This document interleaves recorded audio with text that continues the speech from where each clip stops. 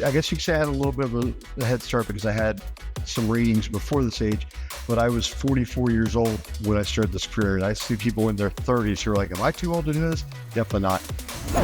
How many people go through life doing work they really don't like, but every day dreaming of, say, working in the aviation industry? They say it's too late. They think it would be too hard. They think it would go against conventional norms. If you never go after what you want, you'll never have it. This is Fly the Transition. Join us as we soar through the captivating stories of individuals embracing a thrilling journey into the aviation industry. From pilots spreading their wings to mechanics fine-tuning the engines and a myriad of industry professionals, each with a unique tale to tell. Get ready to dive into the diverse backgrounds, the pivotal moments that propelled their leap, and the sheer determination that transformed their aspirations into reality. We're not just about dreams. We're about making them take flight. Welcome to Fly the Transition. And now your host, Jim Schilling. Hello there, all my aviation friends. Welcome back to the Fly the Transition podcast. I'm your host, Jim Schilling. Thanks so much for joining me on this episode as we explore another story of aviation career transformation. All right, so in this episode, we will be talking with Jared. He is a regional pilot with Republic Airlines, but he also worked in the financial sector as well as taught math for some time. But we'll have a chat about his volunteer service as well and how that paid off in the long run, even though it was more to pay it forward in the first place. So that interview coming up in just a few minutes, but before we do that, just a quick anecdote that I'll share from my cruising of the internet in the last week. I am part of a Facebook community called Airplanes and Coffee, and through there sometimes people will share all kinds of, aviation events, aviation adventures, and they'll ask questions of each other. It's a pretty good community. But recently a post popped up that caught my attention because it was asking for aviation podcasts. So I was scrolling through the comments and I came upon the comment from Colin Spencer that said, Fly the Transition is really inspiring. And there was a follow-up comment from Nick Fielka, who you will likely recall from a couple episodes ago, that said that he loves that podcast. I certainly appreciate the shout out from both of you. And everyone should also keep in mind that Nick is also a pretty respected podcaster in his own right. So I jokingly reached out to Nick and made a comment about if he's posting that my podcast is something he loves, that I must have finally arrived. So thank you once again to both of you. And if you are here from that post in Airplanes and Coffee, welcome to Fly the Transition. I'm so glad that you're here. And one last thing before the interview, just a quick request. If you are savvy with the social media and you're interested in helping out both this podcast or the Fly Midwest podcast with some of our social media stuff, please reach out to me. I'm looking for someone to help take some of those tasks away so I can focus on the editing and the production side of the podcast. It's not a paying position or anything like that, but there will be certain perks come this summer. So if you are interested in that, send me an email, flythetransition@gmail.com, and let's connect and chat about that possibility. All right, so without further ado, let's jump right into our interview now with Jared on Fly the Transition. All right, I'd like to welcome Jared Hammond to the Fly the Transition podcast. How you doing, Jared? Hey, I'm doing great today. How about yourself? I'm doing well. I really appreciate you joining me and telling us a bit about your story and transition into an aviation career. So I'll just start off with the obvious question for me. How were you first exposed to aviation? Somewhere between an air show or two that my dad took me as a kid and airplane ride when I was about 7 or 8 years old. I think the airplane ride might have come first familiar-wise, but then not too long after, Rickenbacker used to be a huge Air Force base in southern Columbus. Yep. And I think we went out there and just that smell of jet fuel kind of hit me. So did you have family in aviation at all, or is it just something you're going to these air shows and it bites? Yeah. I think my dad's story is that, I went up for that ride in Cessna 140 and when I came down, I said, Dad, this is what I want to do for the rest of my life. I don't necessarily remember saying it, but I think I felt it. Okay. How old were you for that first flight? Like I said, about 7 or 8 years old, not very old at all. Yeah, it's not that old. Yeah. So as you're growing up, is there anything that you did to get yourself involved in aviation or learn more about it? Or So, yeah, I mean, I guess I could say that, it's funny because most people were Top Gun guys. I was actually an Iron Eagle guy for anybody who remembers that movie. Yeah. I was more an Air Force than Navy guy. That's all I was to it. I like the F-16. But yeah, I would, see a book, I'd watch a movie, a TV show came on.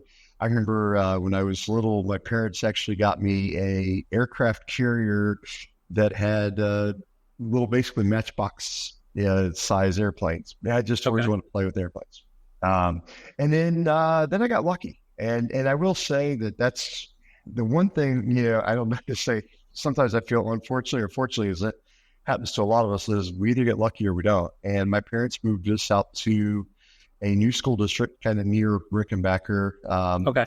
We had a teacher who was a retired Air Force major who was building an airplane at the high school. Okay. And so I'm in middle school. This teacher has models and pictures, everything is in his office, and we start talking. And I will say this much: he would be 88 or 89 years old. He passed away a few years ago, but he'd be 80 or 89 today. I still talk to his wife. I just emailed her last week. So quite the connection then. A lifelong influence. Yeah. So this aircraft that he's building, is this not part of a class? Is it just something that he's doing, or? Oh, it is. 100%. No, 100%. He actually, so when he was in the Air Force, he was doing his master's in education, and part of his project was he wrote up a curriculum for what he called Project School Flight, which was to build an airplane. He was an industrial tech teacher, so kind of a natural fit there. And he designed this curriculum, and then looked for what type of aircraft we ended up doing a Long Easy. The aircraft is still it's on a static display at the Fairfield County Airport in just south of Columbus, Ohio. Yeah, there's a little museum down there. It's on display. But he would do about 4 to 5 kids per class, freshman, sophomore, et cetera. And by your senior year, you were, I guess you'd call it the foreman of a project, either the wings or the avionics or whatever. And so it was all about mentorship. It was about learning about aircraft. It was, really expanded, obviously, way beyond just aviation, but the aviation was truly at the heart of it for sure. Now, did you ever get to fly into that plane? No, in fact, I'm looking into that. That story actually comes to a good, full circle here. Just a couple months ago. So what happened was he was a Vietnam pilot, and the Agent Orange, as most of us know about, cancer. Yeah. So about the last year of the program, he found out he had cancer, lost his medical. Schools district had said that he would be the only one that could fly it because liability, obviously he was a fairly experienced pilot, et cetera. So he was the only one who was going to be able to fly it. He lost his medical, and then now, believe it or not, it's kind of a neat story because he's out on leave, obviously, and the students. I was a sophomore that year, and we actually finished the project and had the aircraft out at a hangar, ready to assemble, ready for final if it were going to be able to to happen. The students actually, we got it painted, we got it all the finish work done, got it basically hooked up, ready to go. And like I said, unfortunately, never got to. It ended up at one point in the kind of mid '90s. It hung up in the middle of the Port Columbus, now John Glenn Airport. In the terminal. It was up there for a while. And anyways, unfortunately, it was stored kind of incorrectly. There was not an aviation version to set it up for storage. And so the way it was stored, there's concerns that there might be some internal degradation of the cap spars. For those basically they're your fiberglass on the internal parts of the wing. So we decided to make a static display. I had mentioned a full circle kind of thing, though. I was flying Young Eagles back in September, Labor Day weekend, and we had a fly-in at the county airport. A guy had, as long as he's there, I was telling him the story about, I built that one. He said, you ever get to fly? And I told him, no. He said, you did all that work, then get flies. No, he said, well, let's go. So I got to go on the long easy ride just about 2 months ago. Oh, cool. So that was really awesome. So how long did it take to build that? They started it. So what he did was he actually started the project. They built I believe it was about a 1/5 scale, but it was all fiberglass. Okay. He started with the kids, had them build skateboards out of fiberglass. Mid '80s, Back to the Future was a big thing. So let's build let's build our own skateboards. And so he actually started with the program that way, just to learn how to do the work. Then they built it was like a 1/5 scale RC plane. And then I want to say it was about 86 or 87 was when they went full bore on the aircraft. And then we went until 1990, 91. Okay. So the whole program lasted about 6 or 7 years.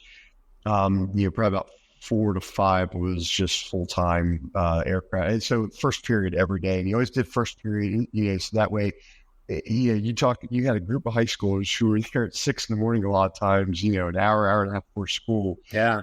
Because we wanted to be in that class. Sure. Obviously.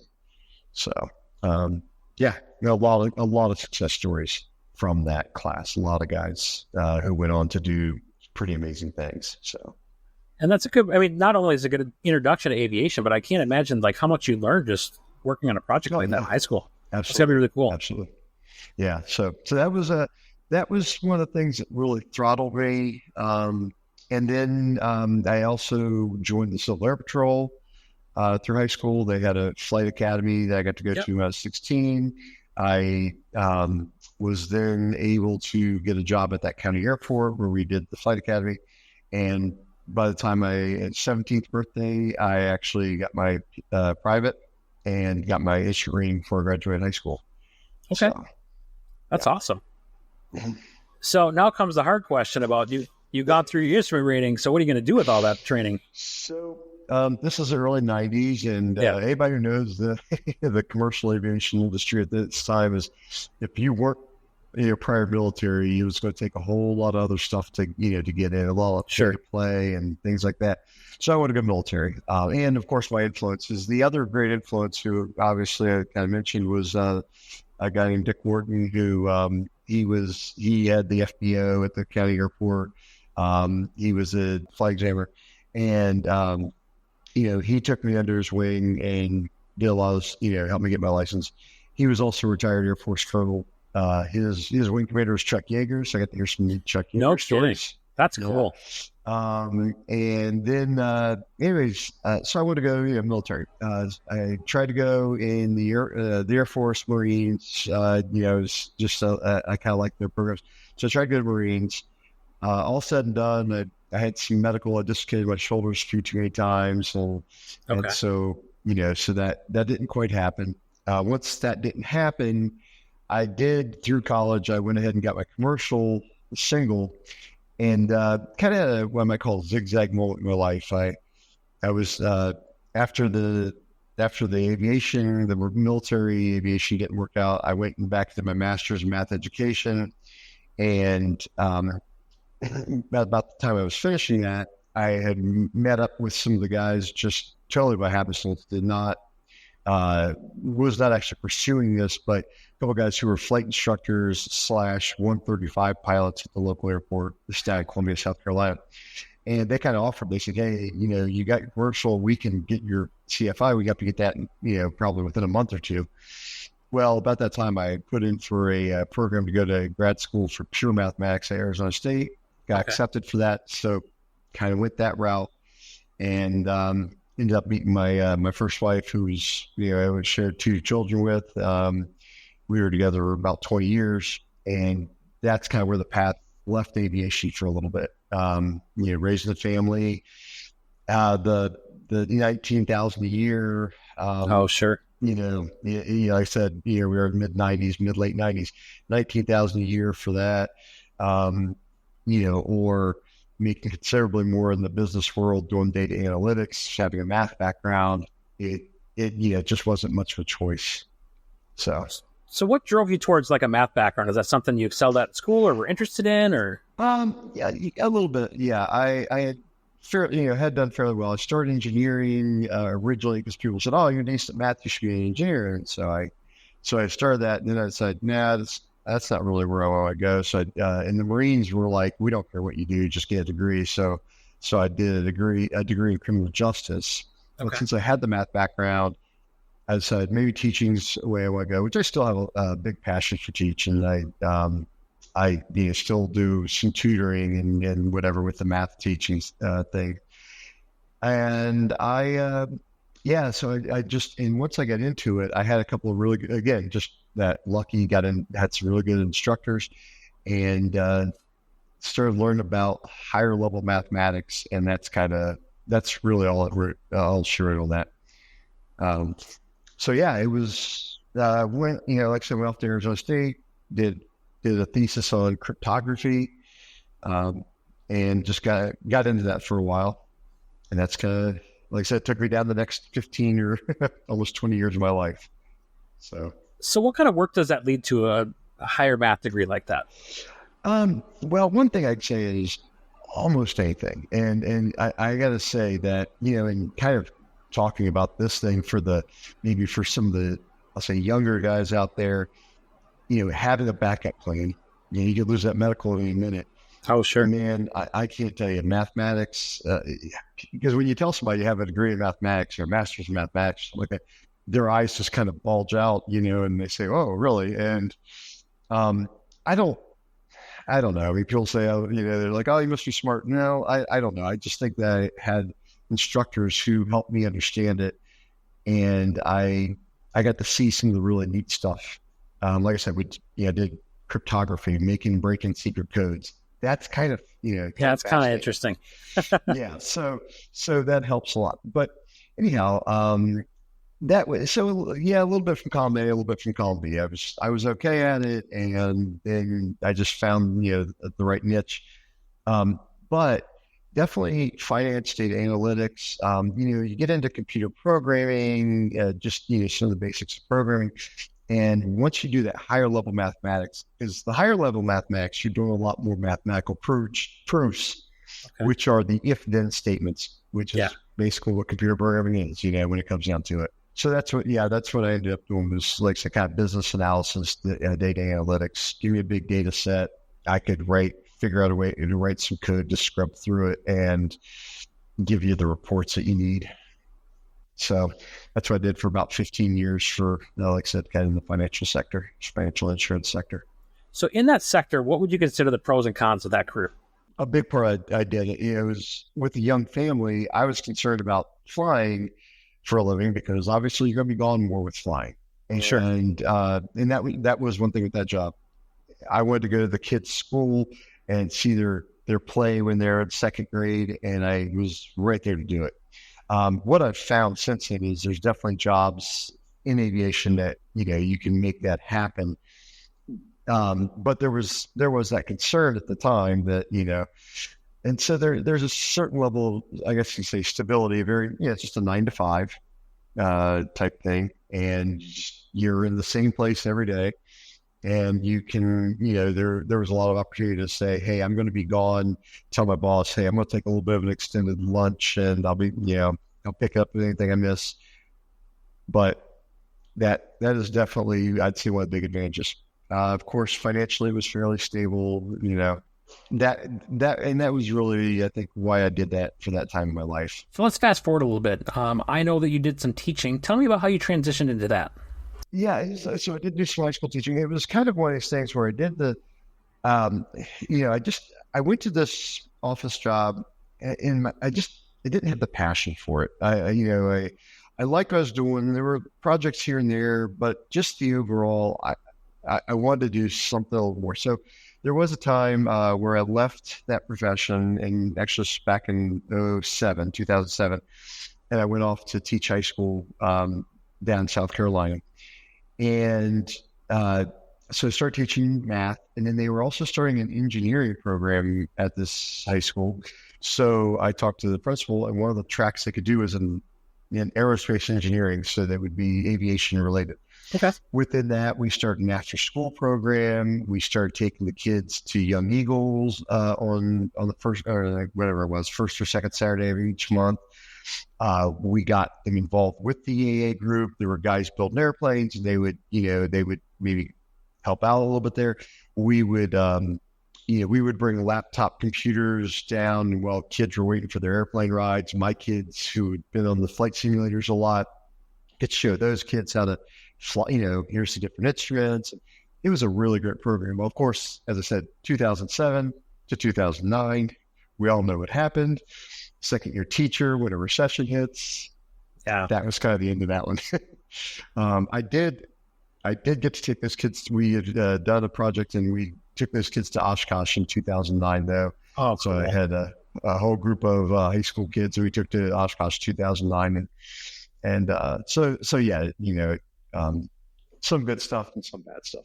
So what'd you do after teaching in the high school environment? It seems like you kind of got your foot back into the aviation world just a little bit more career-wise. And I'll tell you what, about that time I had maybe 300 to 400 hours. Okay. This was over a course of 15, almost 20 years. I got back into Civil Air Patrol as a senior member. Started flying with them, getting around pilots again. One of my friends, he's actually a very senior captain at Endeavor Airlines, and he and I started flying a whole lot. He needed help getting his airplane from Seattle, South Carolina. I actually got to help him ferry a Cessna 182 across the country. And that started really building getting some time up, getting some really good experience, getting some good hardcore instrument experience. And just really made me, I didn't know if aviation was going to be a path still that I could go career-wise, but I actually passed my CFI written through that time frame. And I never got to take the check ride, but I started kind of down that path again. So yeah, it did get my foot really back in. And when I moved back up to Ohio after the recession, started back up at Nationwide Insurance, kind of back in that financial sector for a couple more years. And, but I stayed very active in aviation again. So between Civil Air Patrol, between some other groups, the local EAA chapter, whatever, I started kind of having just really keep my foot in aviation at that point.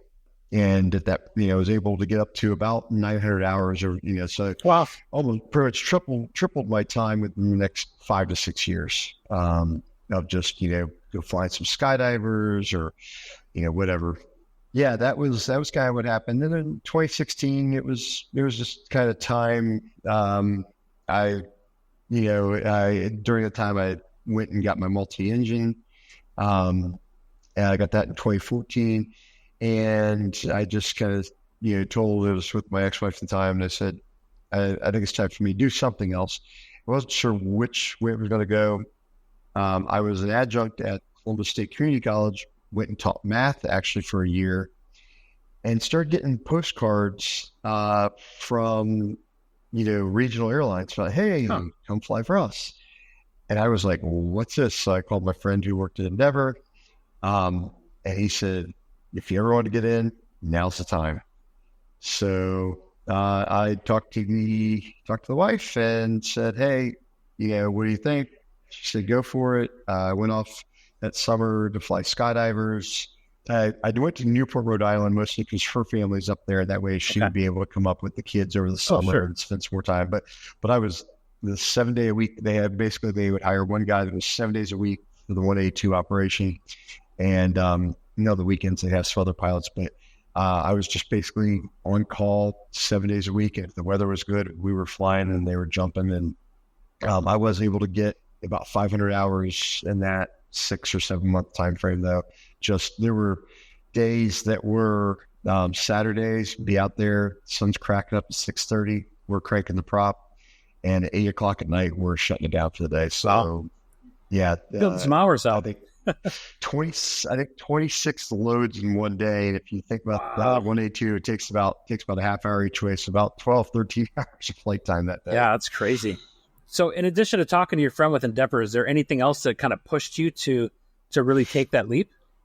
Well, yeah, like I said, it's always been the background, and although again, I kind of started going down a teaching path again, and I was teaching a couple days a week at the community college, and then a couple days a week I was actually subbing at my kids' schools, and I was having a really great time. I just honestly was having the time of my life. Was not making nearly as much money, Sure. but but the quality of life was just accelerated. And like I said, the being a career in aviation has always been, obviously just been in there since I was, whatever, 8 or 9 years old. Yeah. And so when this opportunity came up, and like I said, this guy, this Endeavor captain.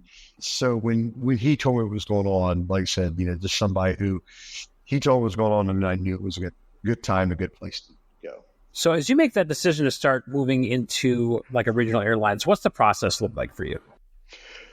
You know, the big thing is, and it seems like even right now, you'll have kind of, it seems like things maybe have slowed down a little bit right now. And of course, during COVID, they slowed down, and then they pick up, and they pick up with just, this absurd pace.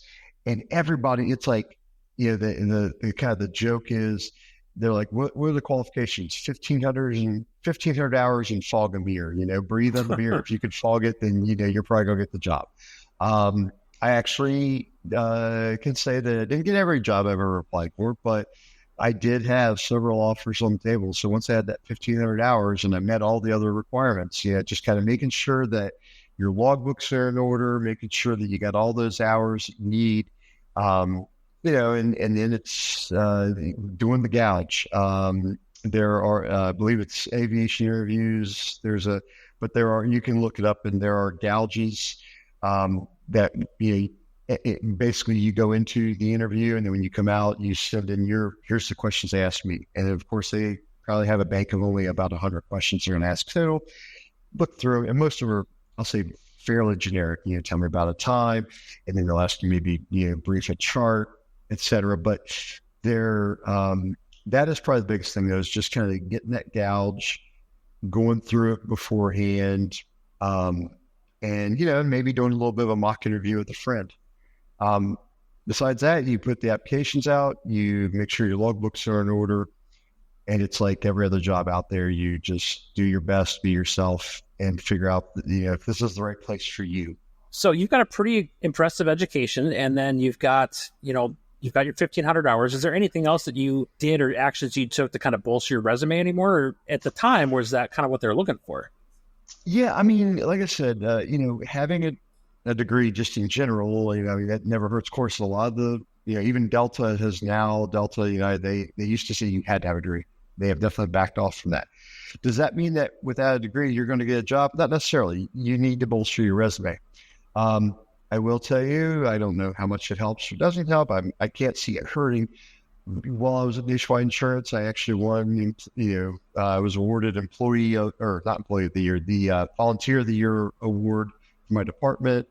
I still volunteer, with Young Eagles, Civil Air Patrol. Every chance I get to pay it forward, I do. Do I do it for my resume? No. Does it help my resume? Yes. Sure. So that is one thing I could say is, if I were going to hire you, what does your resume say that somebody else doesn't? So if you don't have a degree, that's fine. Do you have military background? Do you have, background volunteering for all these organizations? You have to, again, I don't think it's any different than any other job out there. You have to have something that makes you stand out. So as you're getting ready to make that change, what do you think from your previous work were your most transferable skills into aviation? I think actually, it sounds cliche, but the things like time management, that little bit of extra effort. I mean, when I was at the office, if somebody needed something, I might be just literally running around the 5 or 10 different cubicles. Hey, what's going on here? Hey, what's going on here? What's going on here? Yeah, it's same thing. When you're on that flight deck, check in with your flight attendants. Hey, is everything good? there's a passenger that needs some help with X, Y, and Z, just reaching out that.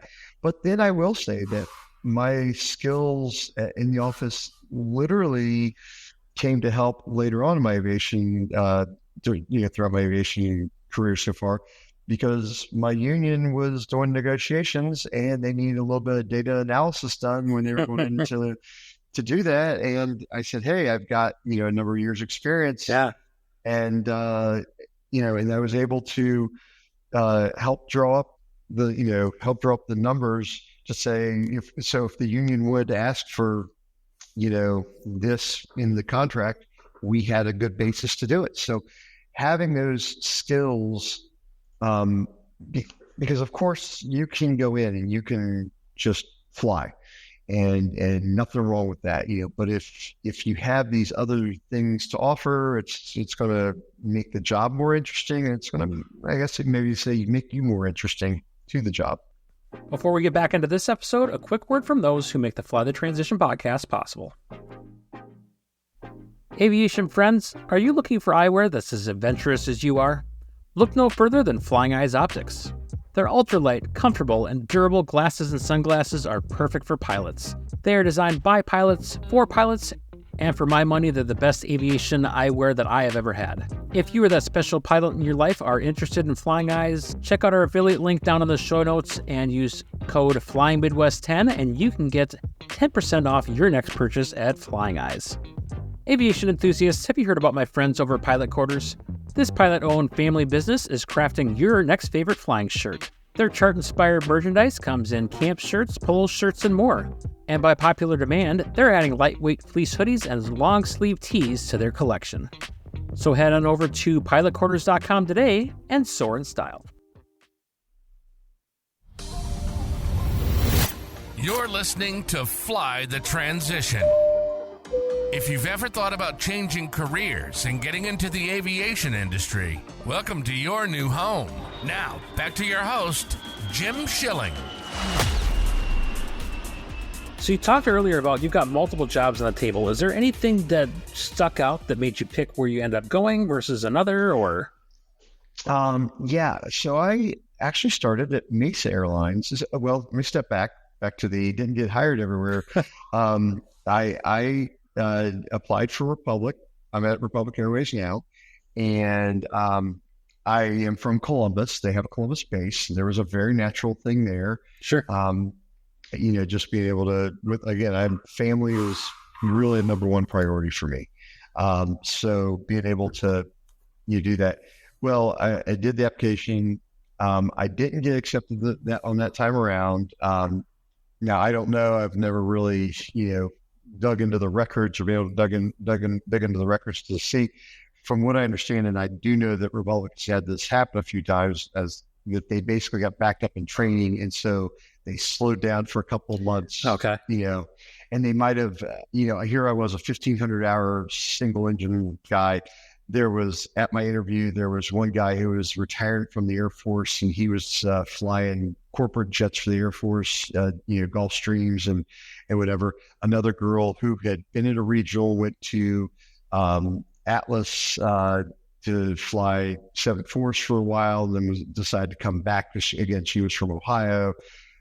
Okay, I probably, and there's a good chance they might get that offer, and I didn't, and then I can say, yeah, I can understand that. Sure. So, but I went to Mesa originally for just a few reasons. One big thing was I wanted to fly the Embraer 170, which is what I fly today, and I was there for a little bit and realized that commuting is not the most fun thing to do.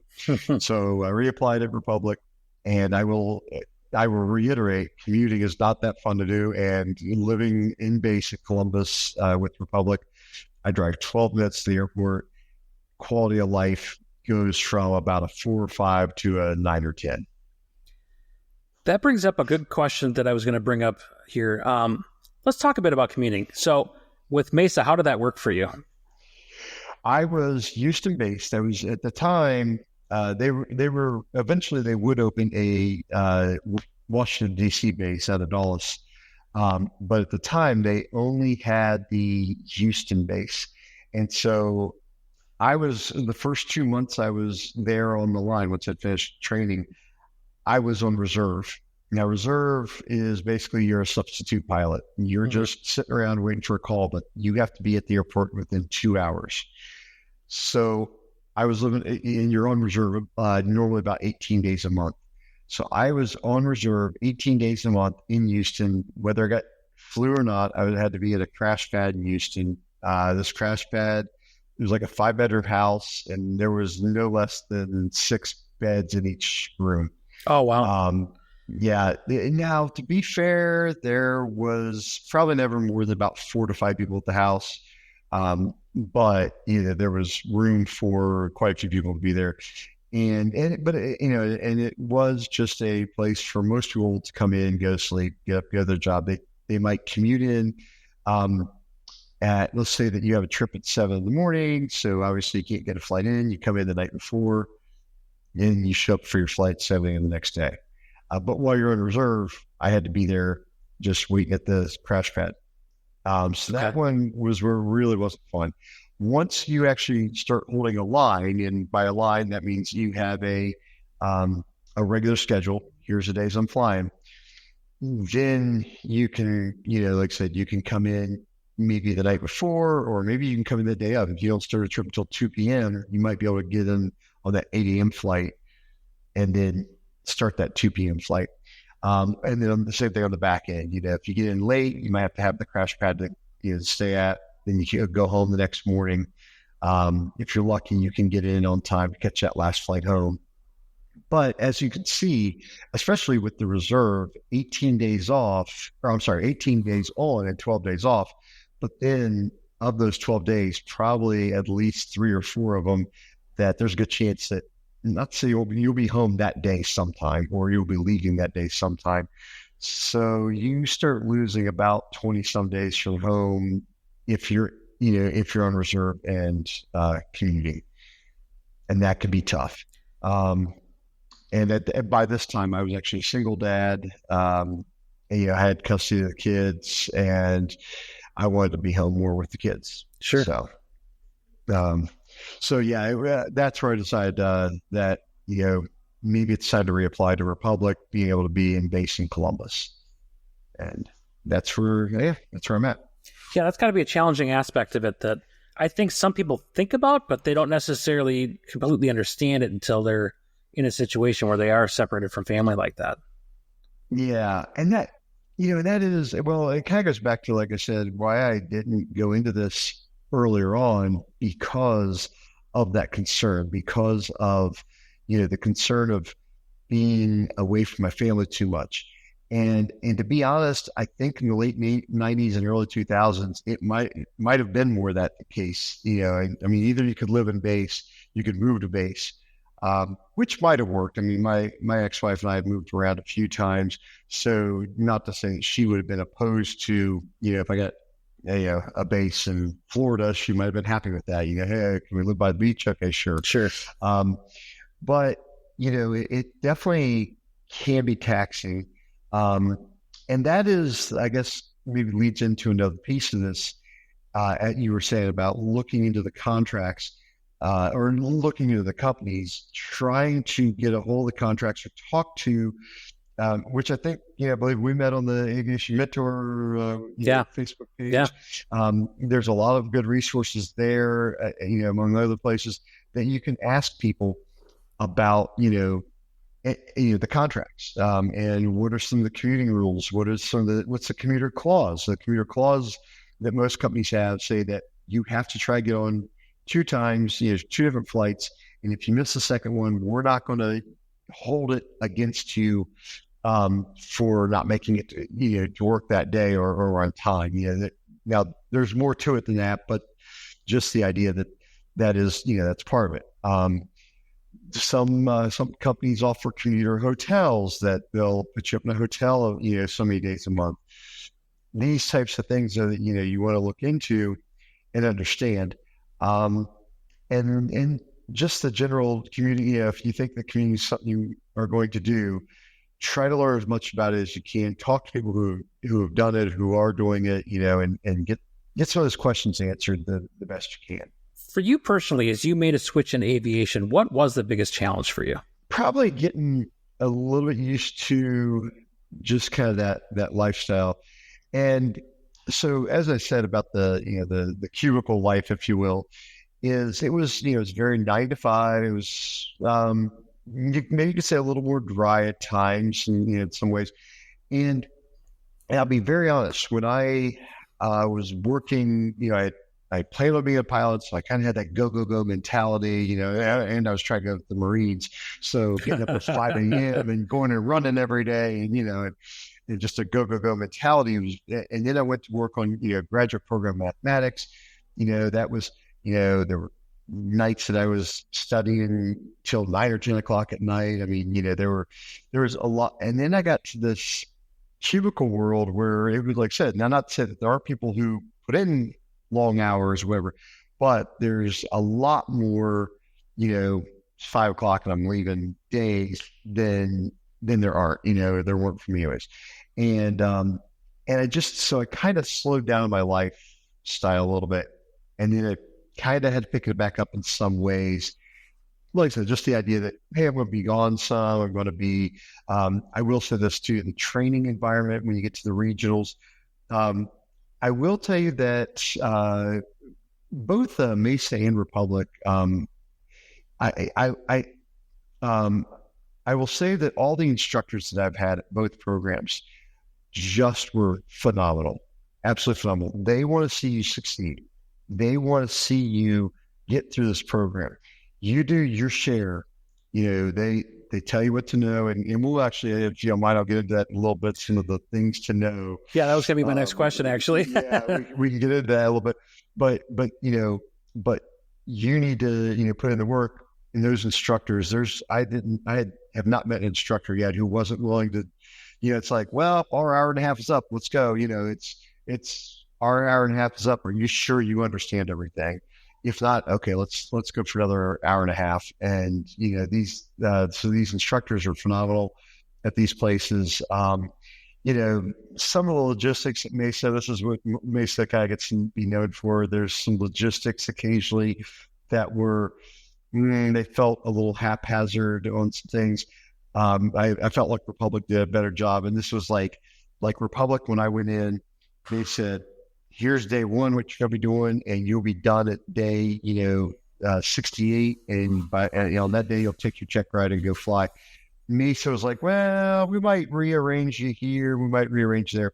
Again, just like said, some logistics, but the instructors, the program, what you learned, I took those skills to Republic, and I, didn't have a whole lot of problem at Republic transitioning.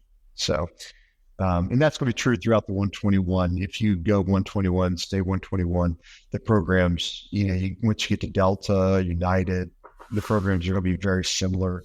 They're going to give you, and so kind of getting into that. What was that training experience like for you? Yeah. I always felt, I felt like a fraud because I'd only flown Cessnas. I literally was like sitting there getting my last couple hours in a twin. At night, me and the guy were taxiing very slowly to get that, that 25th hour, whatever I had to have. It's like, oh, do I need to maybe go up this section one more time? It was one of those things.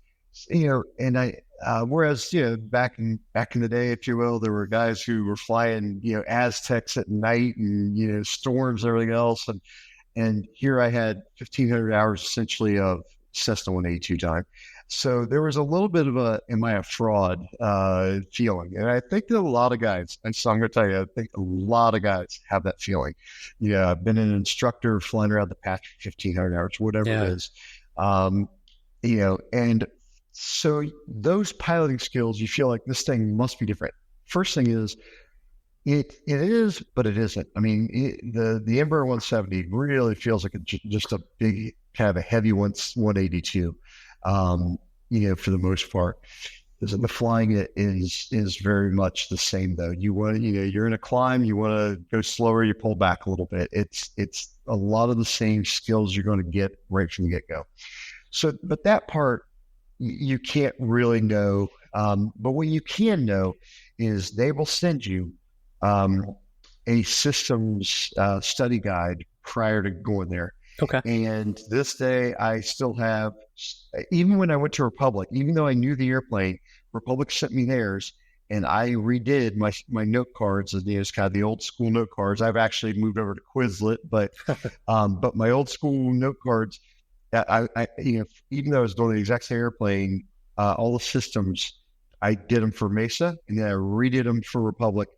So I had 2-foot stack of note cards that I was just going through until I knew it, because that's something you can do. You can sit there and just pound that into your brain, knowing any emergency procedures they want you to know. Those are the things that you should just be able to spit off.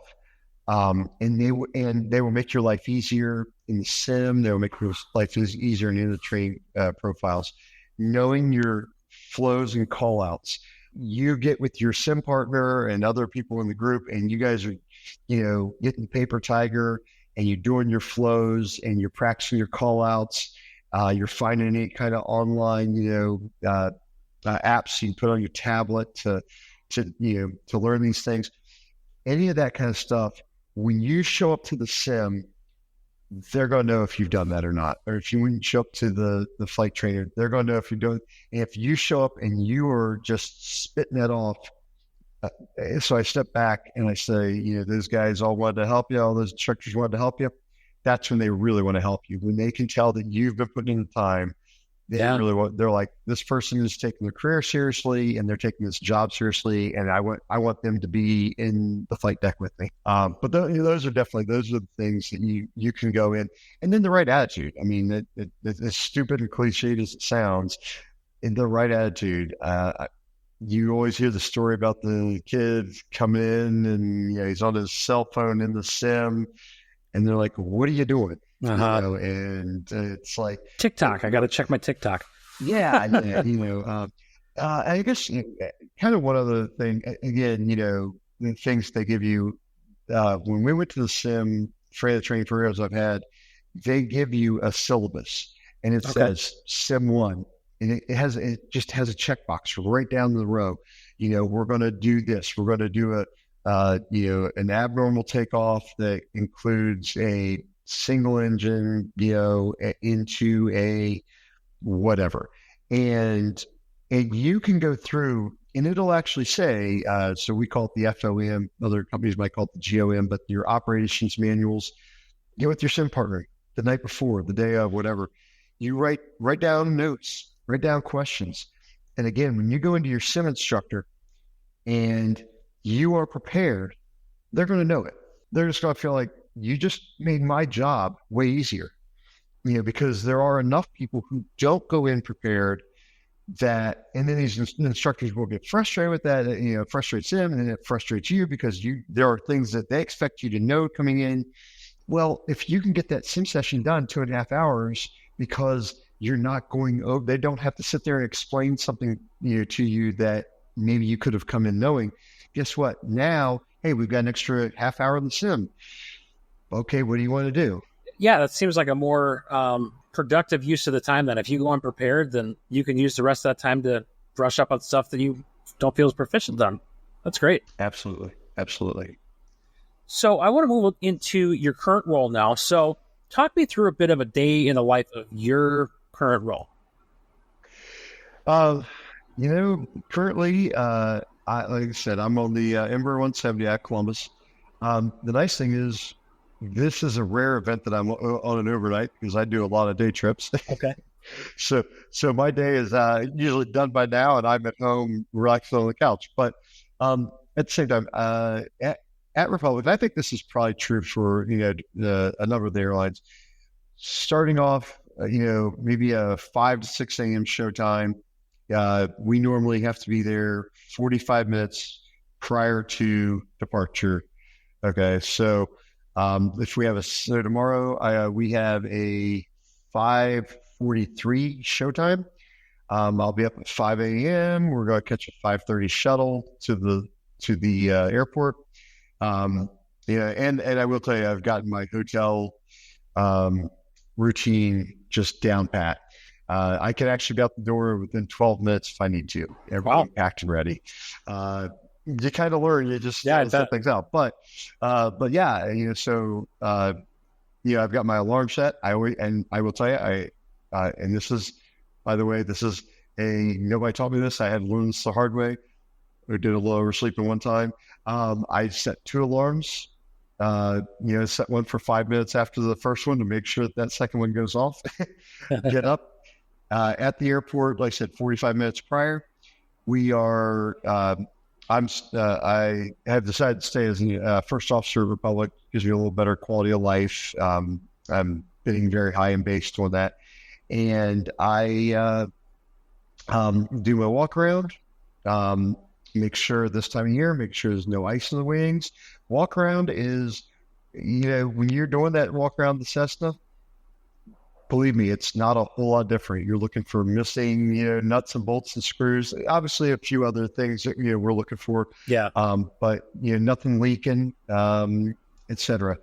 Come in, start setting up the my iPad, and then once that's all set, I go through and look at do a quick look at the release, where we're going, what's the weather when we get there. I go through and I pull up my weather, look up my NOTAMs. So just what you do on kind of any cross-country flight, everyone has a little different tools on what they use, and you learn a lot of that during your initial training. And if all goes smooth, which, to be fair, 95% of the time it goes smooth. Summertime, operating the Northeast can be challenging. Sure.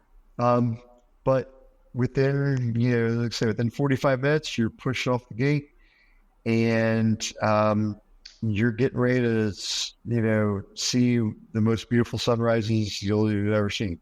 I personally like to fly trips that have 2, maybe 3 legs in a day. I try to find maybe a little bit longer legs if I can bid for those. I just had an Omaha trip yesterday, so that was nice and long. To New York from Columbus, then out to Omaha.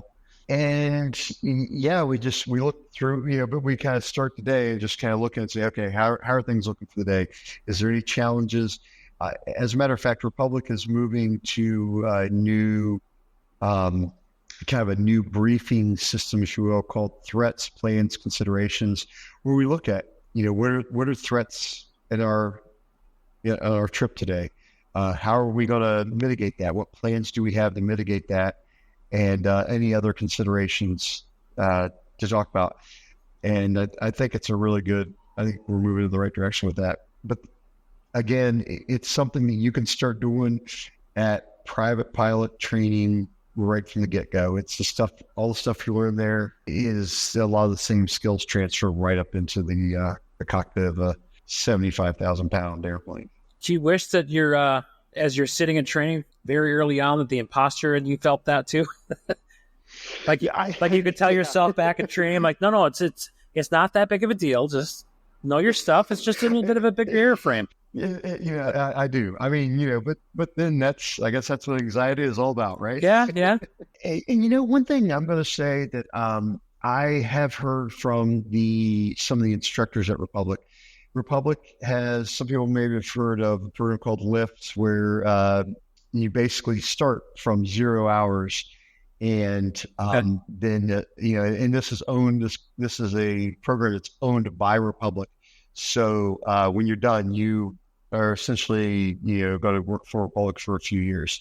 And from what I have heard is that the instructors, because they start off with the same procedures, they make their checklists look the same as what we have. Really? And when they they do the best they can to they're flying Diamond 20s or 40s, and when they get to training for Republic, from what I've heard, that those students come in pretty strong. But as a career changer, maybe you've got a couple hundred hours now. Start doing that. Start putting those processes into your every flight you do. What are some of the call outs that you might want to make? Airspeed alive, 40 knots, 60 knots, rotate. Civil Air Patrol helped me with that. They had a little more. They were a little more procedure based, and some things they did. But yeah, get with somebody who does these things and start learning these procedures. So for you in your journey here, what has been the most rewarding part for you?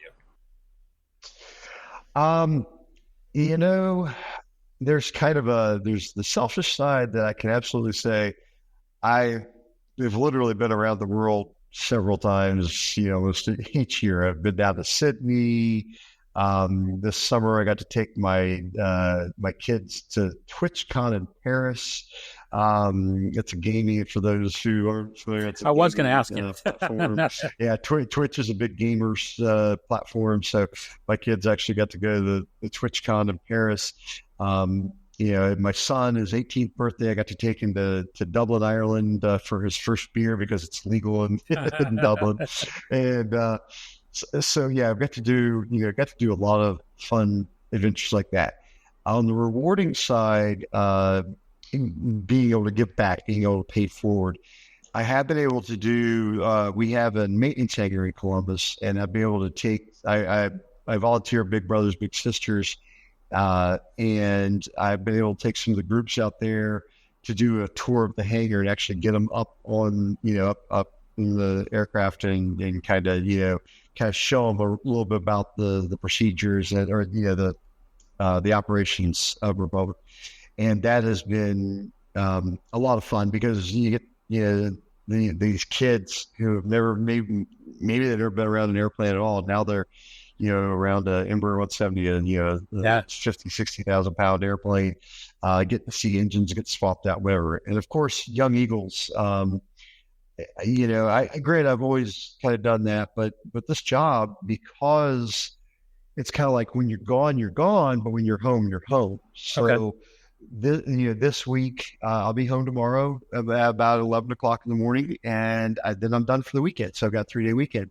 I'm able to, so it gives me a little bit of time to get, a few more Young Eagles up in the air, getting to see kids fly for the first time. And, it takes you back. Like I said, it's been a long time for me. And there's things that I just take for granted. I start powering that airplane up, that Cessna. I have a quarter share of a Cessna 182 today. Okay. That's just so second nature to me at this point. But the kids, the eyes of looking down at, oh wow, we're off the ground, and so getting to give back, and then even the adults. Actually, one of my favorite stories to share, when I was doing the program building the airplane, our teacher would take us to Oshkosh every year.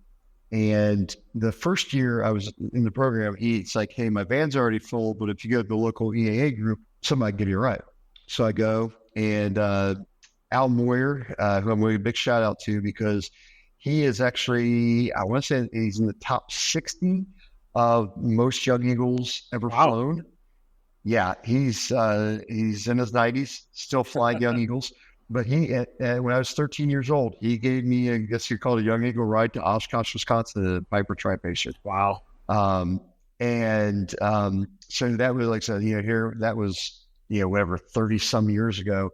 And I got to take him on a tour of, up at the Republic hangar in Columbus, and got to put him up in the, up in the front seat there, and turn on the flight deck, all the bells and whistles are going. He's just sitting there asking all these questions, and hey, oh man, I hope I'm not taking too much time. And I'm like, Al, if it wasn't for guys like you, right, I wouldn't be here. Yeah, absolutely. So every day I really do wake up and I say, how am I here? How do I get to do this? And how can I share it with other people? Because, how can I get somebody else into this position? What advice would you give to someone who is in a similar situation and looking to change careers? Do it. Do it now. And, and I know that everybody is in a different situation. We, for a long time, I don't know that I was in the right situation. And then the time came, and I talked about it with my spouse, and we worked it out.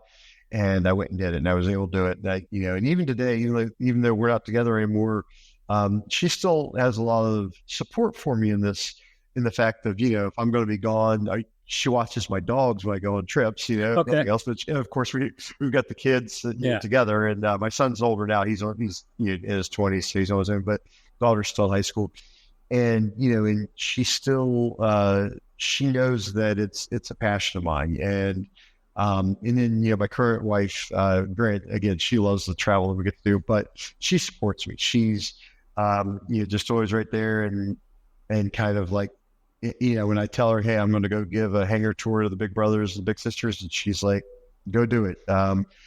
For the people, going forward, go do it right now and figure out a way to get it done and you're not too old. That's the other big one I hear. Am I too? I guess you could say I had a little bit of a head start because I had some readings before this age. Sure. But I was 44 years old when I started this career, and I see people in their 30s who are like, am I too old to do this? Definitely not. I have one friend, I call him my best friend at Republic, and he didn't get in until I think he was 56. Oh, wow. He and I were, like I said, we do a lot of things. We're both ride motorcycles together. We fly airplanes together, and but he got into it at age 56, and he's just kind of having the time of his life. He stayed first officer a little bit longer. He's actually a captain upgrade now, but he stayed first officer a little bit longer, so he could take some of the longer overnights in Tampa, things like that. Oh, his wife was able to come down with it. They had some fun with it. And I guess I think one of the other big things is figure out what's right for you, what you want to do. For the younger guys to say, hey, I'm going to go be a Delta or United American guy because I'm going to fly the wide body. Okay, you've got 34 years on your career. There's a good chance that towards the end of that, you're going to be, the top 10, and you're going to be able to fly the wide body and have a really good schedule, things like that. It's going to take some time. For me, being at Republic is, there's a lot of things that I just really enjoy about Republic. There's a lot of the culture that I do enjoy about the pilot. The guys I fly with are great. I love the airplane that we're on and the flight benefits we get, things like that. It's the right place for me. It's something that I can do. Could I move on to Delta and go make more money and have a chance to fly a wide body and fly international? Sure. But I'm going to be 50 in just a couple of weeks here. And for me, I've really kind of decided that quality of life means, a little bit more. And I think that, again, going to the audience who might be career changers, you might be a little more interested in quality of life. So staying at a regional where you can get a base right at your house, not have to commute. Sure, you're going to make less money, but you're going to, my pay, is, not the highest as a first officer for a regional. It's definitely livable, but my quality of life is easily a 9, if not a 10. I'm having so much fun with it. And then it allows me to have a good attitude to pay it forward. Fantastic. Well, I cannot thank you enough for sitting down and chatting with me and sharing your story with our audience. So thank you so much, Jared. I really appreciate it. Not a problem. Glad I could do it. And anything else I can ever do to help, as you can tell, I enjoy it. Well, thank you. So thank you once again to Jared for joining me on this episode of Fly the Transition. One of the things I really like about Jared's story is the work he was doing in the background on the way to getting to a career in aviation. Not only is he volunteering with Civil Air Patrol, but that benefited him in the long run because of the processes and procedures that type of flying gives you that's a little bit more structured than, say, most general aviation flying. In addition to that experience, he also is able to give back to others, not just through that program, but also through Young Eagles, hangar tours of the maintenance facilities for Republic, and just really paying it forward and giving people that exposure to aviation. So hopefully some of you are able to take some inspiration out of that story and maybe think of some ideas on how you can give back to aviation as well. Now is the part of the episode where I would typically tell you about what's coming up on our next episode. However, I'm going to take a couple of weeks off for some vacation time, and I will be back with you on Sunday, March 31st with another brand new episode. In the meantime, if you're getting an itch to hear another episode of Fly the Transition, you can head on back into the archives and listen to your favorite episode, or find an episode that you haven't heard before to experience for the first time. So thank you so much for joining me again on this episode of Fly the Transition, and we'll see you next time. You've been listening to Fly the Transition. Life is too short for you not to do what you love. And our passion is to give you all the tools you need to make the transition from doing what you do to being in the aviation industry. We hope you've enjoyed the show. If you did, make sure to like, rate, and review. And we'll be back soon. But in the meantime, you can reach out by email at flythetransition@gmail.com. Find us on Facebook at Fly the Transition. And the website for Flying Midwest Media is flyingmidwest.com. Keep soaring. See you next time on Fly the Transition.